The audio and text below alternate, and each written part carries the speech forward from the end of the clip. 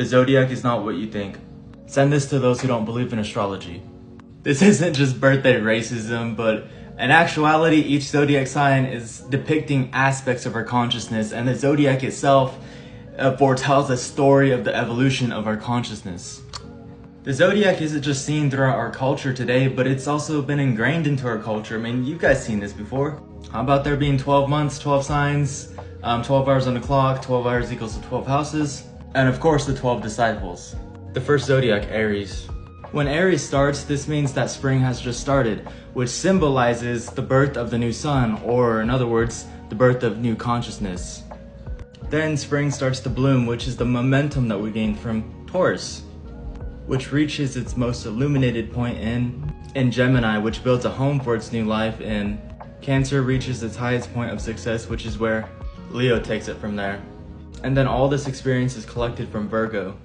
One of the reasons that Virgo is associated with virginity is because whenever you obtain all this experience obtained from Aries to Leo, it can't be tainted with, which is why it's the Virgo's job to acquire that. So Libra can balance everything out, balance the masculine and the feminine, which is then diminished by shattering all of our collective paradigms in Scorpio, which brings us into darkness. And this is where the darkness is presented to you in Sagittarius. Sagittarius is a reminder that darkness is within all of us. That's the lower side, the centaur half, the dark side, the animalistic, the primal side of humans. Well, this is the angelic side, or the divine, but this is literally half angel, half demon. Matter of fact, anytime you see a human in the zodiac, it's actually an angel. Which takes us into Capricorn, which is where we face and overcome the darkness. The result of overcoming the darkness brings us into Aquarius, which also brings us into a state of innovation. Finally moving us into Pisces. Pisces overall represents what we have learned throughout the zodiac cycle. This cycle repeats over and over again, each time refining our consciousness. Continuing the cycle.